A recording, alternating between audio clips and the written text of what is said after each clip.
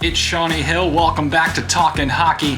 It's time now for our Pucks in Deep segment, where we take a look around the local rinks. We're headed to Minnesota to check in with the Wayzata Junior Gold. And I'm happy to be joined by the coaching staff, head coach Bobby Hill, Chris Teisty, Travis Weingartner, and Jesse Horowitz. Coach Hill, you're coming down to play downs. Obviously, it's a tense time of year, but you and the coaching staff coming in all smiles. How are you feeling as a coaching staff, how your year has gone when it comes to, teaching the kids and really getting the message out there? Hey, Shawnee, we really appreciate you having us tonight on the show to talk about our Wayzata Junior Gold 16 team.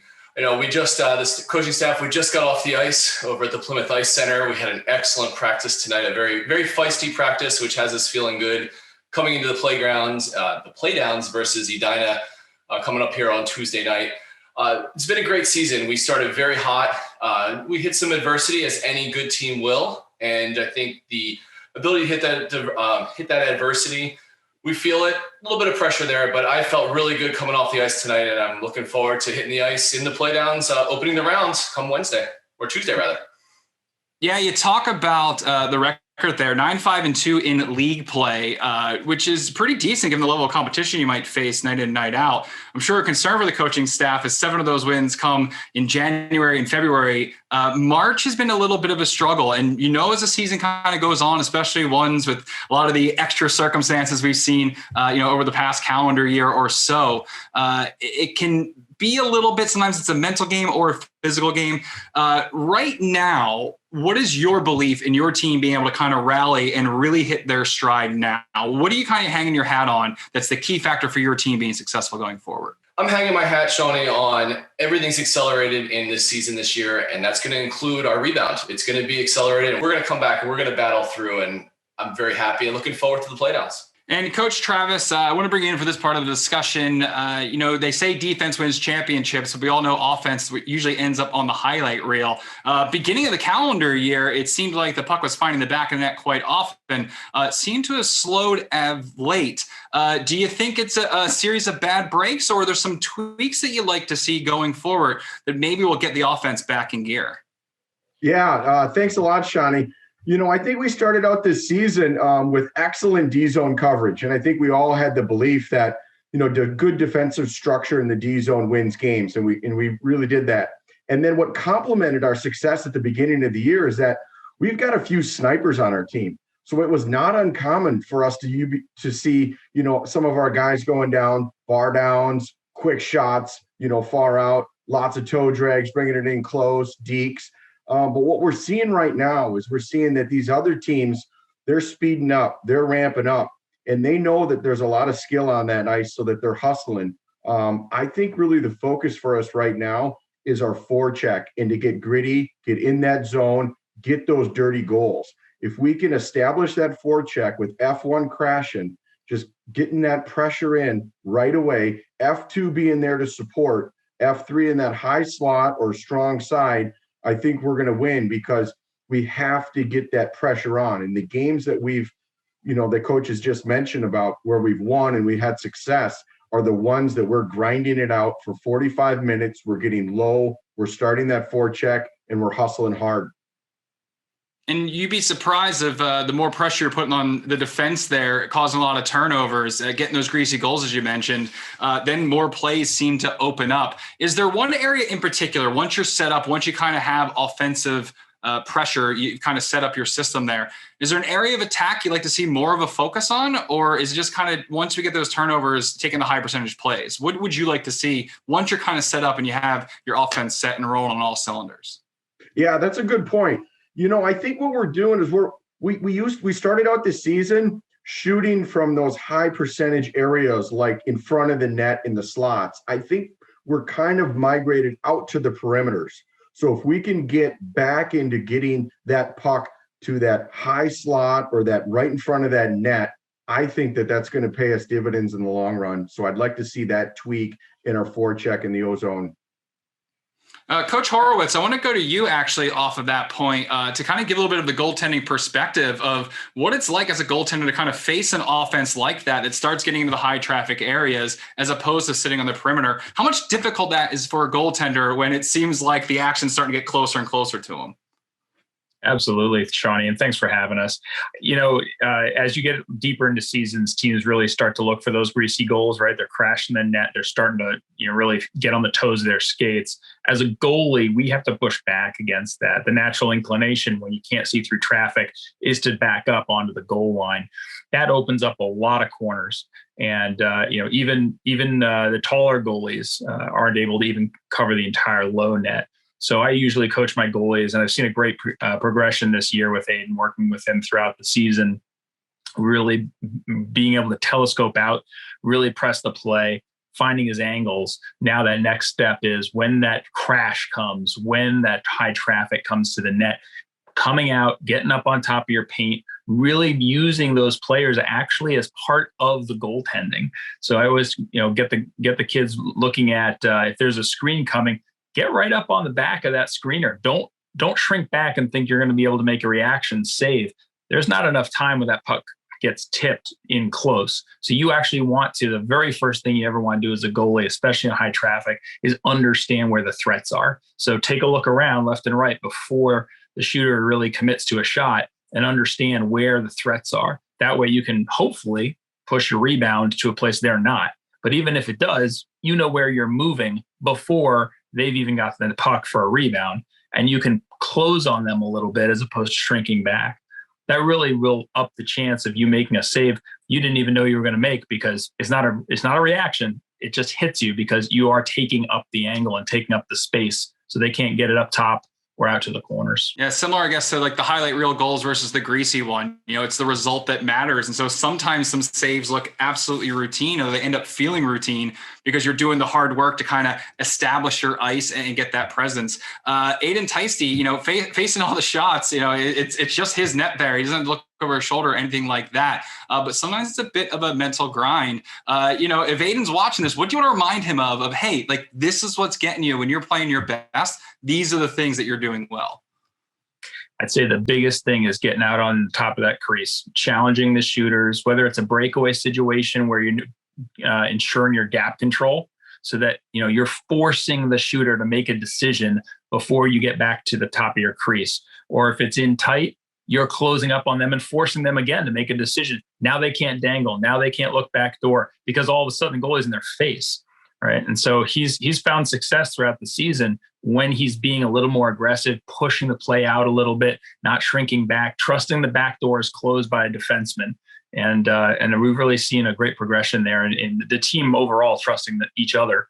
And so I think if he continues to do that, and even, bad goals happen or back doors happen, but when you can regroup mentally right after each, say, all right, I'm going to get back out on top of that crease. I'm going to get on my toes, and I'm going to basically force the shooters to make decisions before they're ready to. You stand a much better chance. And it puts you in a much more powerful position, because then you're really starting to dictate. And nothing frustrates a team more than a confident goaltender that's going out and really minding his crease there, because it doesn't matter what height you are. You seem to look bigger and bigger and bigger with every save you make and really start to put the pressure down. And I know defensive pressure, Coach Heisey, I want to go to you here. This is going to be a key element when you get to the play downs. We talked about defense is going to win championships. It's about making sure the entire ice surface is patrolled. Defensively, got Aiden in goal there.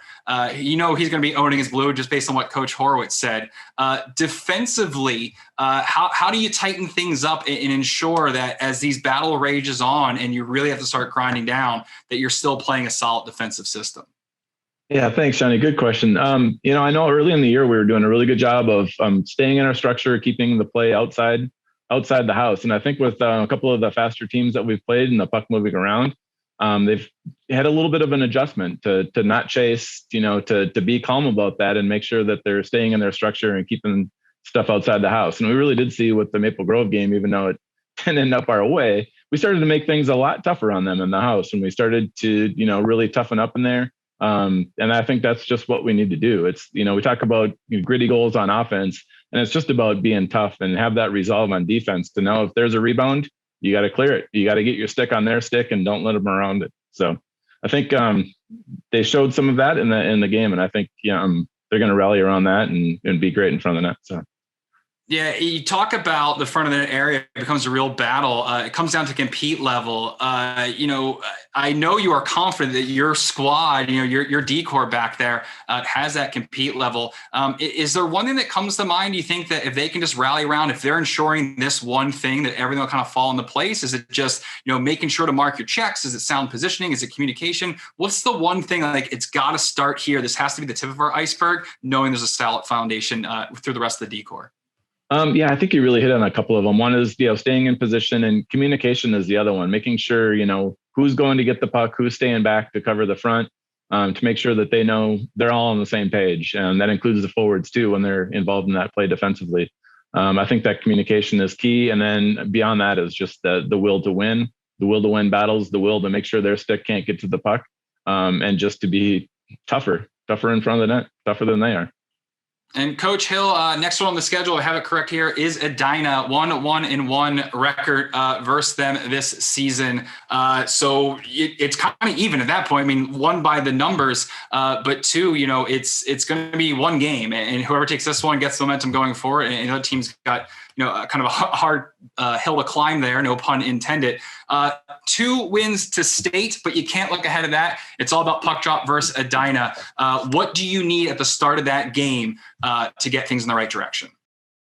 What I expect to see is it's a brand new season. Every team is 0-0 when you come into play down. So it's just like middle of January when we came out, we didn't know who we were playing. We didn't care who we were playing. We barely knew each other. And we came out and we just played hockey. We made the smart plays. We crossed the T's. We dotted the I's. And if we maybe crossed that I or dotted that T, we fixed it right away. And that's what I expect to see. Come out, play hard, be tough to play against, and do the best that you can, and we'll be successful.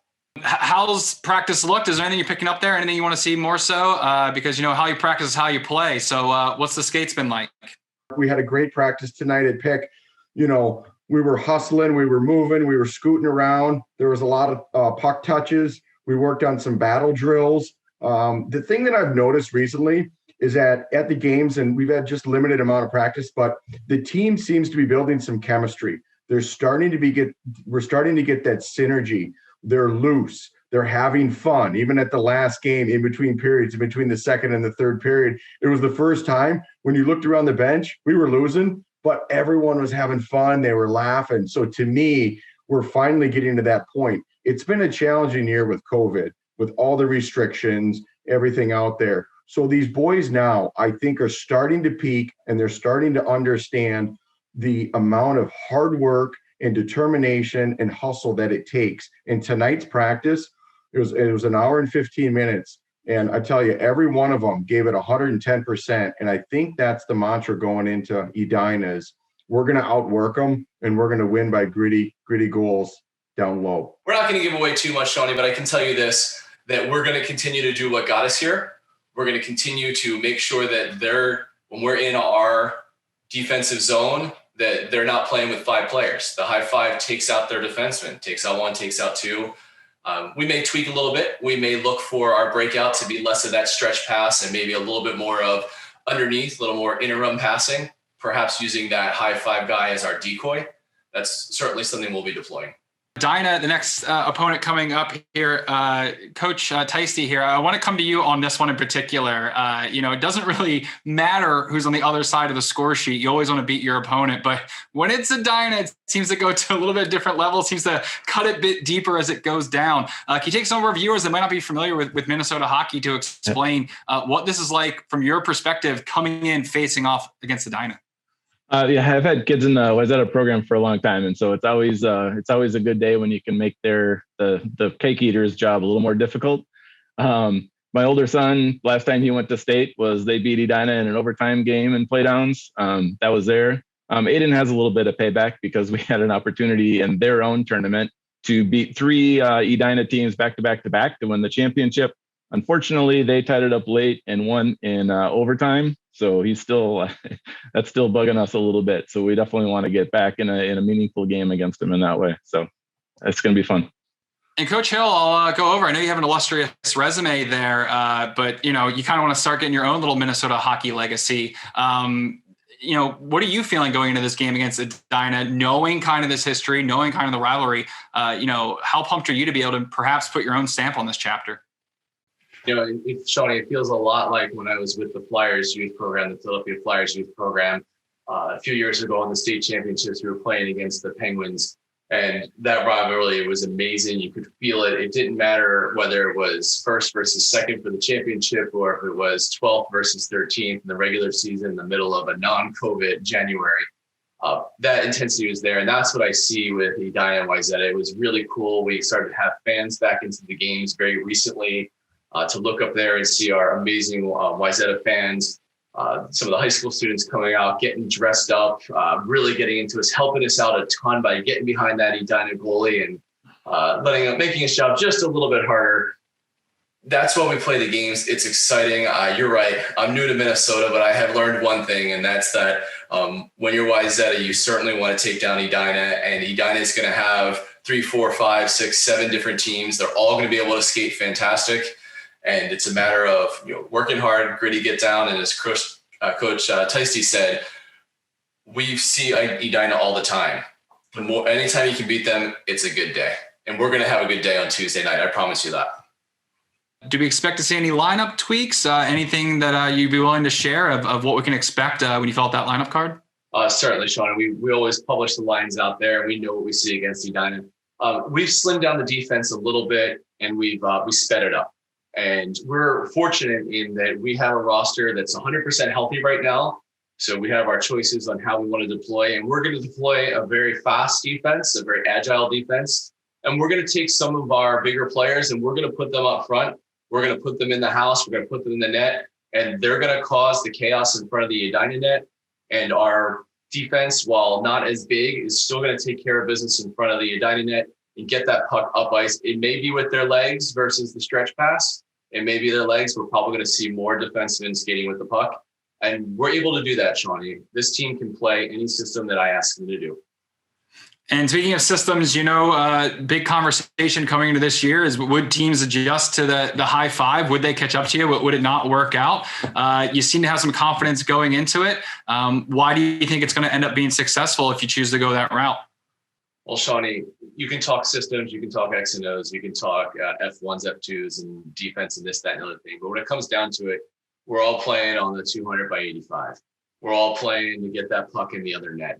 So whether we deploy the high five system, which has been very successful, we do something hybrid, it's all going to come down to the attention to the details and owning the house on both sides of the ice, whether it be in front of their net or in front of our net. Any system requires taking care of your house and causing chaos in their house. And that's what we're going to do. Well, thanks again, gentlemen, for taking the time to join us here on Talkin' Hockey for our Pucks and Deep segment. Wishing you the best of luck in the playdowns. I guess all that's left to say is go Wayzata. Stay tuned. We have more Talkin' Hockey coming up soon.